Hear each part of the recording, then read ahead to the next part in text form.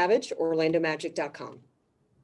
Cliff, your social justice program continues tonight with highlighting Rachel Allen. Just how do you feel the program's been so far, and through the execution of the social justice game changers program? I think it's been very positive. I mean, we've gotten positive feedback, but the biggest part of it is it keeps the conversation going. And to me, there's a number of things that we should be working at in order to, again, to promote change, the change that we need both here and nationally. And uh, one is programs like this, the stuff that we've done with Desmond Weed, with FRRC, the relationship that we have now with Dr. Levitt, with Stono, the work that we've done with criminal justice, with Dr. Nelson. Those are all positive things. And then the other thing is, though, and we're working with some of this now, it's it's also anteing up. To make change sometimes takes money, and people that have money, which is why I did this. I don't mind. This is a contribution to me towards positive change. So bringing people in so that we can honor them, celebrate them, and so that people in the community realize how many people here in our area are fighting for change, who stand for change. And I think that's important. Cliff, if I could just A follow-up? follow up real quick, just how impressed Josh Cohen and I have been following up with all the different people who've been honored in the program, and it's just amazing all the work that's being done by some of these people in our community. Just how impressed have you been with some of these resumes and what some of these people are doing? Well, the thing that's been eye-opening for me ever since George Floyd is we become more involved with local leaders, politicians, grassroots organizations, is the number of people who dedicate their life just towards making, again, our city, our state, and our country a better place to live. And people who sacrifice, who, don't worry about money. They just worry about helping, about making this a better place. And as you see, a lot of the people that we're honoring, their resumes are incredible. Their work is incredible. But it's more than anything, it's their hearts, and their vision of what our country needs to become. So that part has been for me, like, as you guys know, we work with Brian Stevenson. He's a consultant, and he always says, you guys are just coaches. Use your platform to educate yourself first. And it's been eye-opening for me of just how many people here in our area stand for what is good and fight hard for the positive and sustainable change that we need badly. Josh Robbins, The Athletic. Steve, I'm curious, what are your recollections of Ty Lue's contribution to the '09 Eastern Conference championship team? Well, I would say more at that stage of his career. I actually coached him twice as an assistant. He was on our team in Houston for a time, and then he was brought here.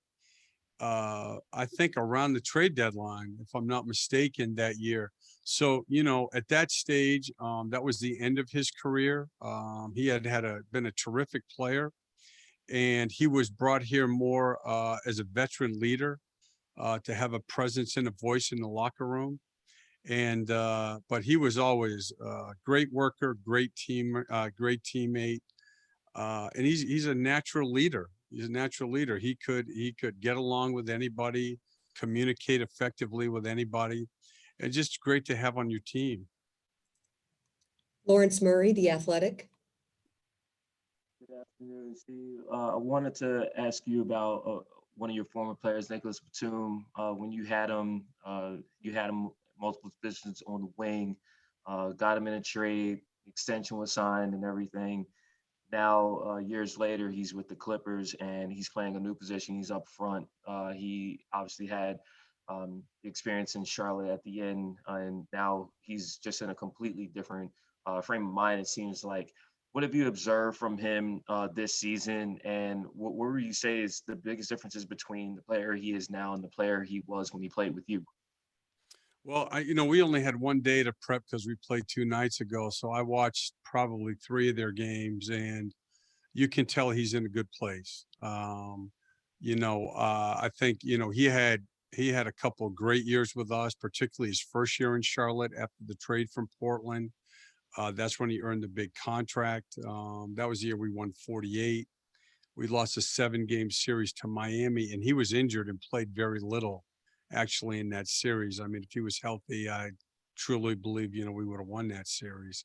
But he's the guy that everybody wants to be on the floor with. He plays for his teammates, his decision making, his passing, his size, his feel for the game. And the one thing I've noticed here is he has his confidence in his 3-point shot back.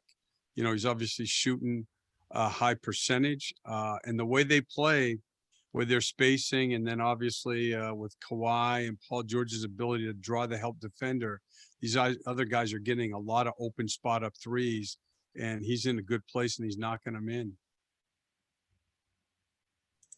Thanks, Cliff. Rick Williams. Defense is a big key to your team's game plan, but unfortunately, you guys have been struggling. What is the key for your defense success tonight? Yeah, you know what?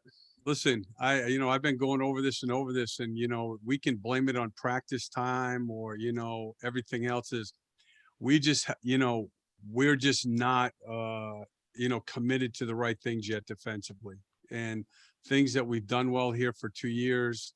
We've always been, top 5 in transition defense. We're 14th. We've always been top 6 or 7 points at the rim. We're 20th. We've always scored off our defense. Last year we were 9th in points off our defense. Right now I think we're like 15th. Last year we were top 5 in deflections, top 7 in steals. This year we're like 15th and 19th. And so, I mean, before we say, this team can't do it, we have to do what we're capable of doing, because we have basically the same core. We have guys out. We have guys out for sure, but we've played very well with this core of guys, and it's my job to get them to commit to that. And we had a good session yesterday. I do think not practicing, it's a big problem for a team like ours.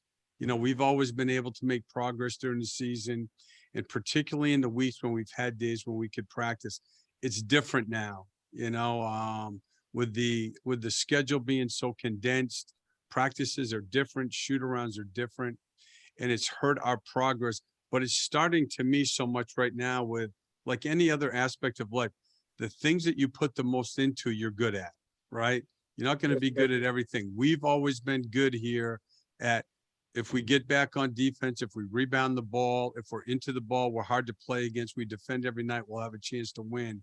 And we haven't been that team yet. So that's what we're looking for tonight. That's what we worked on yesterday. And I'm optimistic we'll take a step forward today. Yes, sir. Thank you. Dan Savage, OrlandoMagic.com. Cliff, I know you mentioned yesterday that MCW had to pull himself out of practice. How is he feeling today? And how's his condition? Yeah, not great. I mean, he wasn't able to do anything this morning, so he's taken a step back, and I'm not sure how long it's going to be now. He felt like he was close. Lindsay felt good about it, but it was it's a setback, and hopefully it'll only be a few days. Roy Perry, Orlando Sentinel. Steve, you guys were in this situation, excuse me, a couple weeks ago when you're facing the Celtics, sort of unsure about who was going to be available for them. Kind of the same thing, with George and Leonard not playing last night. Are you finding it's more difficult to prepare for a team when they might use players who normally wouldn't be in certain rotations, or would you rather just prepare for a team, just generally speaking?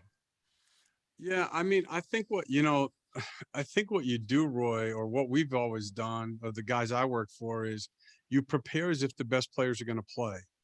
We did our Paul George plan. We did our Kawhi Leonard plan. We have our Lou Williams plan. And then if they don't play, you're good, And to be honest with you is, the majority of your defense, it's your principles. You know, like you have to game plan for the great ones. There's no question. Kawhi, Paul George, Lou Williams can go off, obviously. So what you do with those guys, that's what makes these teams different. That's why the upper echelon teams. But what I'm looking for tonight, besides a win, is that our principles are better, because even when you play the superstars, if Kawhi Leonard starts raising up tonight and making shots, other than double teaming him, there's not much you can do. You're not going to block his shot. Same with Paul George. You're just not, okay? But you can run back on defense every time. You cannot miss helps. You know, you can be solid on the ball. You can get your pick and roll coverages cleaner, okay? And when you're watching the film the next day, most nights, that's 90% of it. Look at, watch every year the teams that are good. It's not who steals the ball necessarily or that. It's their principles. Do they have a way to play? And is everybody they're playing that same game? Offense and defense are the same way that way. That's what we haven't gotten to yet. Zedrick Williams. Cole Anthony is getting more minutes. Is he picking up a bigger role on the roster?